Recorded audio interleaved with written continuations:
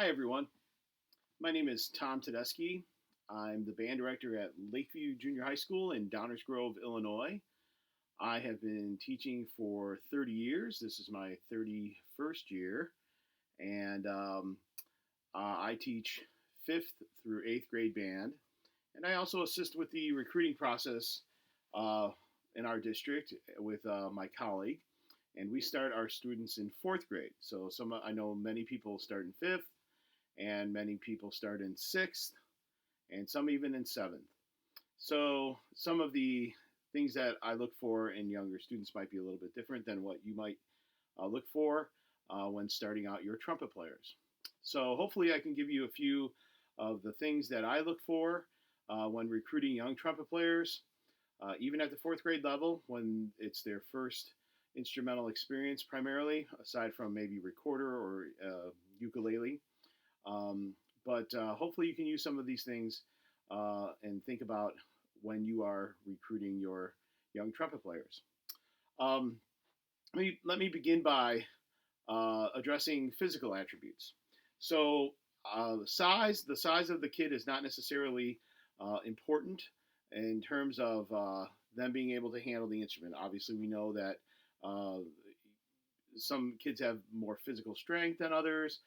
Some might be a little bit small for a regular size trumpet and may be better served with cornet are if you choose to do that. But as far as size goes, most kids can pretty much handle the instrument itself. Small hands might be an issue in gripping or holding. But aside from that, that's usually not the issue. I look for a couple of things. I look for lip structure. Sometimes kids who have very thin lips may not feel comfortable, but once we're trying out the instrument, you're going to determine whether it is comfortable or not for them. So I don't prejudge that too much. Sometimes kids with a thicker lip structure may have a difficult time, and once again, we evaluate that as we try out the instrument itself. Um, I look for, I certainly check their teeth and their bite because if we can't get the mouthpiece to lay flat or relatively flat, I don't have a perfectly flat um, position to play, but mine is comfortable, and I have a slight overbite, but not anything too big that's going to change the head position or where they're going to place the mouthpiece. So I certainly look for what their teeth and their bite look like. Sometimes kids at the 4th grade level, you can tell if major dental work is going to be needed. 90% of my kids, as I'm sure yours are, have some sort of dental work in their future with braces. However, depending on the position of their teeth and what might need to be done, that might be an issue if they're going to have that dental work done very soon. For some kids, it's easy to adjust, and other kids, obviously, it is going to be a little bit more difficult to adjust. Um, I certainly look for the major minor problems with that, as well as I look for the way that they maybe when we start positioning the mouthpiece, their comfort level in doing that. Um, the next step that I look for in regard to um, playing the trumpet is their visual or their buzzing.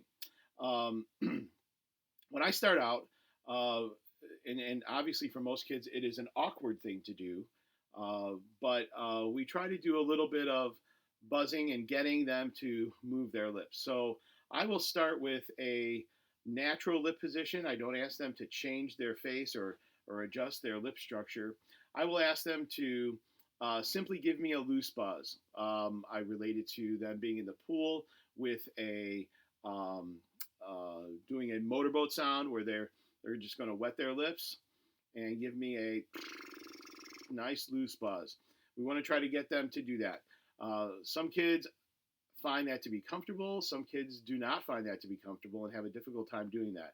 If they have a difficult time getting even a loose buzz, it might be, an indicator that a tighter buzz or more controlled embouchure is going to be challenging for them. But that's where I start, and that has seemed to get kids to recognize what needs to happen with getting a buzz to be established. Once we do that, I try to get them to firm that up just a little bit more. So I do that in a couple of ways. One way we talk about is giving me a natural embouchure and saying, just simply, or trying to hold back a smile so that we create some dimples and maybe get our lips in a position that is more suited to playing the trumpet. I don't really talk about rolling the lips just yet, but just getting them to maybe thin that out and spread that just a little bit. Once we get to that point, we can talk about rolling the lips slightly, so a slight lip roll, or we can talk about hiding the red or the soft tissue. I have some redness to my lips, or just the soft part of their lip, if they can recognize what that is. We can get them to hide the red with that smile, and then they can establish a better embouchure for the trumpet. Getting the buzz at that point might be a little bit challenging. So, what I might ask them to do is certainly we establish the we smile, hide the red, or roll the lip.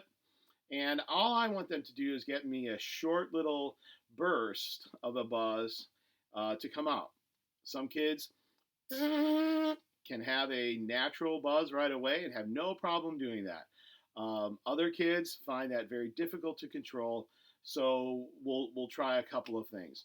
Sometimes I ask them to tell me or show me if they had a little, let's say they're out playing outside and they had a little piece of grass on their lip, and they wanted to get it off, and we just simply give it a type of burst to get them to try to buzz that. And then try to do that maybe with their tongue,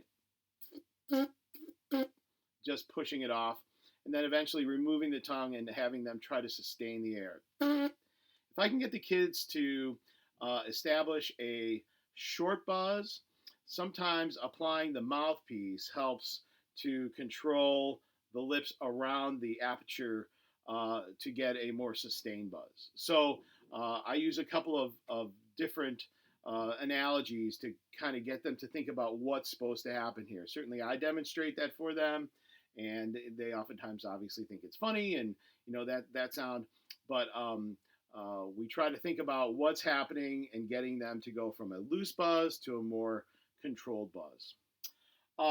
Once we have that established, we're going to apply the mouthpiece, and usually I will assist the students in applying the mouthpiece.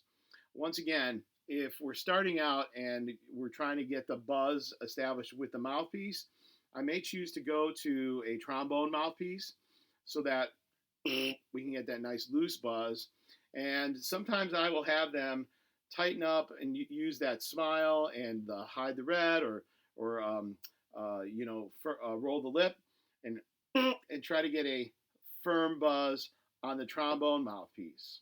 And once we do that, then I will apply the trumpet mouthpiece and get them to do that same positioning on the trumpet mouthpiece with that same buzz to get that, obviously, trumpet buzz going.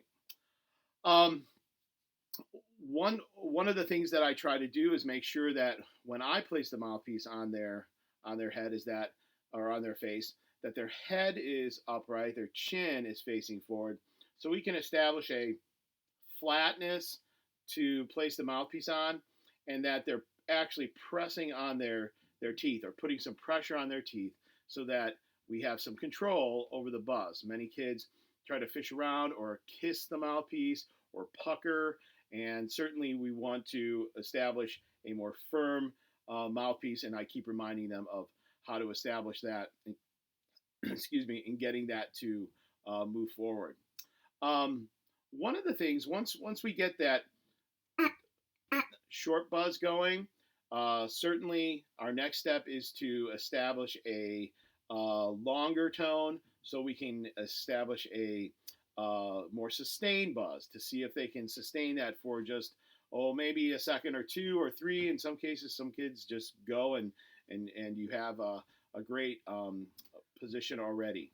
Um, Once we do that, if kids can buzz, then I'm looking for the sound of that buzz. So sometimes that buzz might be very tight or pinched, and sometimes it's more natural and open. And so what I have the kids do, if they have a more pinched buzz, and we try to open that up to see if they're able to relax that a little bit. Certainly, we're going to want them to relax that a little bit.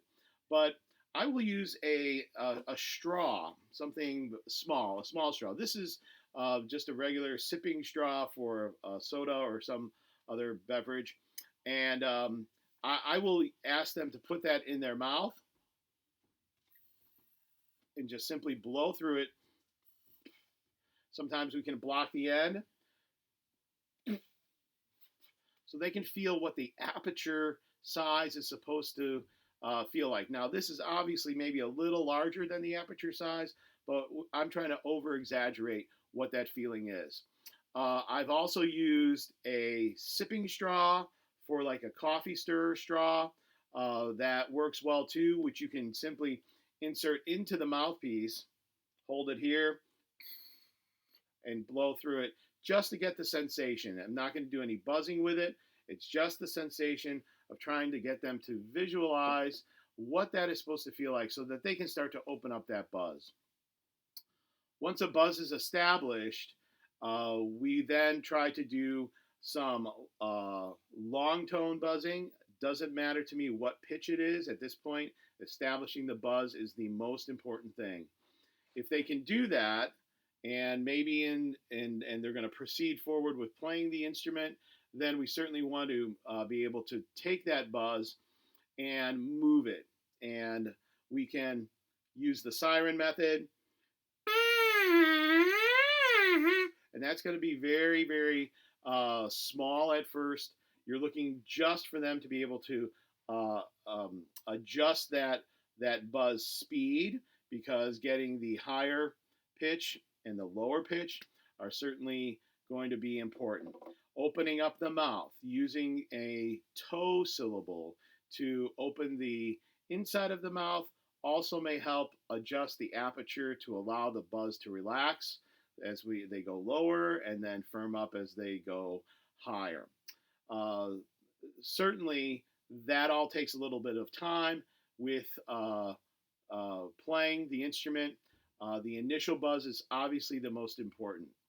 Um, Once they determine, or once you determine, if they are able to get a good buzz on the trumpet mouthpiece, then you'll have a better idea of whether or not to proceed forward with that instrument for that child. Sometimes I find that kids who are uncomfortable with this size of mouthpiece but can get a buzz on this mouthpiece might be better served on a larger brass instrument. And I recently had that experience with a student that was trying out instruments a few days ago, and he was in love with the trumpet. Unfortunately, it just didn't feel comfortable for them, and I think what we want to do is find the best fit that the kids are comfortable with from the get-go so that it doesn't become frustrating. Um, I hope that some of these ideas are helpful to you and that you are able to use them when you are recruiting your young brass students, and particularly your trumpet or French horn students. I know that there's many resources out there that you can use to get ideas from. So I encourage you to find as many other resources that use different methods for establishing uh, trumpet embouchures and buzzing and so forth, to see what works for you and what you're most comfortable with. So, best of luck to all of you. Hope that my suggestions were helpful and that you have a great year.